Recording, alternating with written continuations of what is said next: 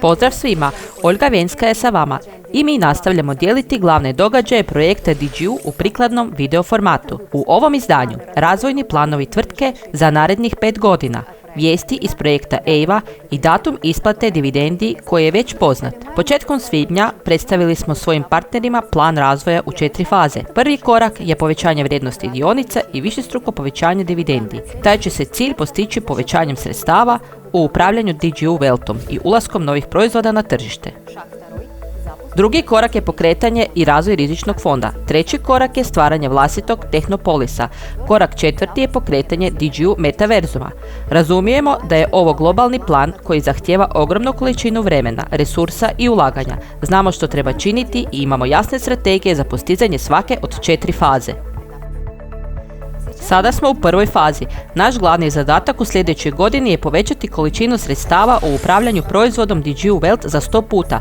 Povećanje količine sredstava u proizvodu omogućit će svima da dobiju više dividendi do kraja 2022. godine. Osim toga, do tog trenutka vidjet ćemo uspjehe projekta EIVA koji će biti objavljeni na Mainnetu i donijet će profit od svojih aktivnosti. Upravo su to rekli Sergej Zinenko, Aleksandar i Aleksej Ognjev u svibnju na svojim webinarima. O ovome slijedi dalje.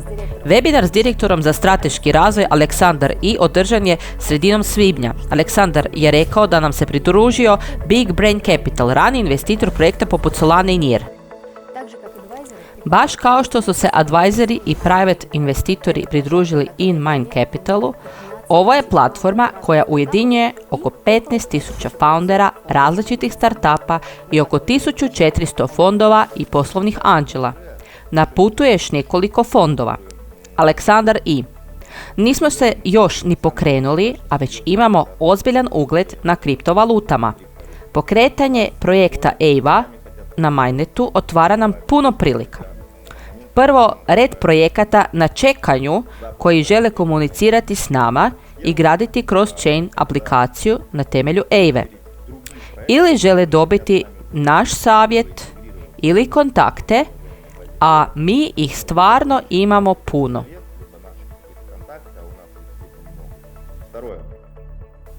Drugo, ne tako davno prihvatili smo stranog zaposlenika u tim EIVE, koji ima zatvorenu kripto zajednicu koja se sastoji od 700 osnivača i direktora raznih kripto projekata, kripto burza, kripto fondova, kripto revizora, rudara itd.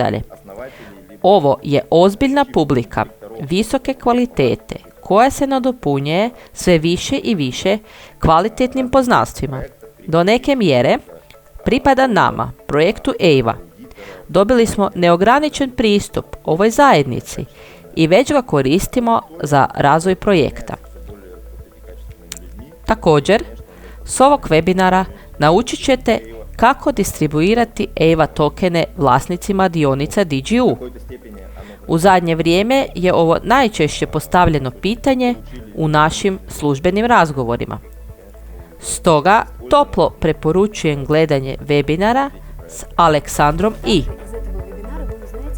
Već je dostupan na našim službenim YouTube kanalima na glavnim jezicima projekta. Također je u svibnju bio webinar s CBDO DigiU Sergejem Zinenko. Jedno od glavnih pitanja na koje je Sergej odgovorio je pitanje kako će korekcija kriptovaluta utjecati na DigiU Wealth i njegovu profitabilnost. Mi stavljamo sredstva u onu imovinu u kojoj smo ih primili. Stoga nije važan rast ili pad vrijednosti Bitcoina ili Ethera. Zarađujemo da bi iznos Bitcoina ili Ethera u vašem novčaniku postao veći. Na neki način ovisimo o optimizmu na tržištu. Kad cijena Bitcoina leti u nebo, svi viču, to je cool! Općenito, kad vrijednost na tržištu raste, pojavljuje se više projekata i više projekata pokušava namamiti kod sebe takve poput nas. U takvim se situacijama farming profitabilnost na tržištu neznatno povećava.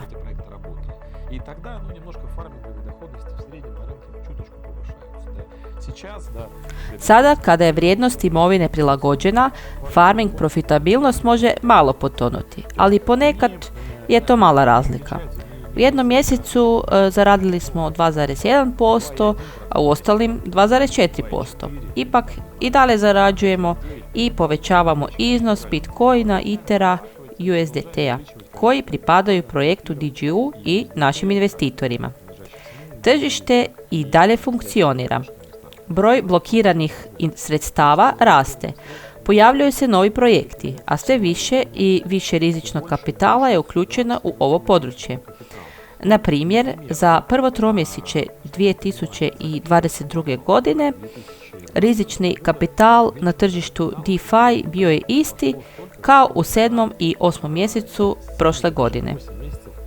Sergej je također pozvao sve da urone u temu kriptovaluta i ispričao kako će tvrtka pomoći svojim partnerima u tome. Pozivamo vas sve na ovo putovanje. Na prstima ćemo pokazati kako to funkcionira. Vidjet ćete da tamo ima novca i da se novac isplaćuje, pa ćete donijeti odluku. Ili ćete raditi sami, ili ćete taj posao prepustiti onima koji to rade 24/7 s malim pauzama za spavanje.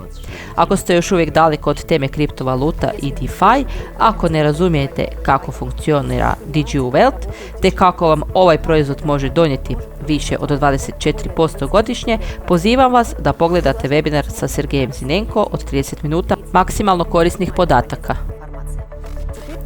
Sada prelazimo na zajednicu DigiU.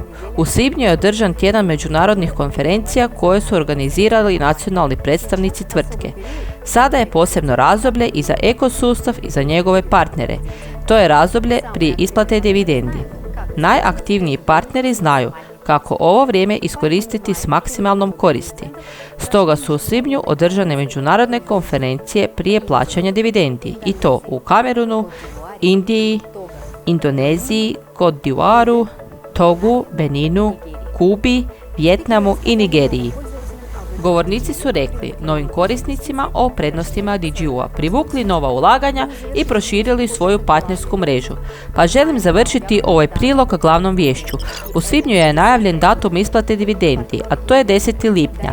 Partneri investitori do tog trenutka uspijevaju koristiti posebne ponude i povećati portfelje te zatvoriti rate.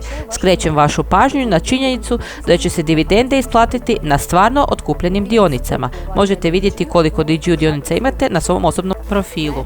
To bi bilo sve od mene. Detaljnije o ovim i drugim događajima možete pročitati na našim društvenim mrežama i na DigiU-ovom osobnom računu u odjeljku vijesti. Ukoliko vam se ovaj video zapis svidio, lajkajte ga, ostavite komentare, podijelite s partnerima i pretplatite se na naš kanal. Vidimo se uskoro!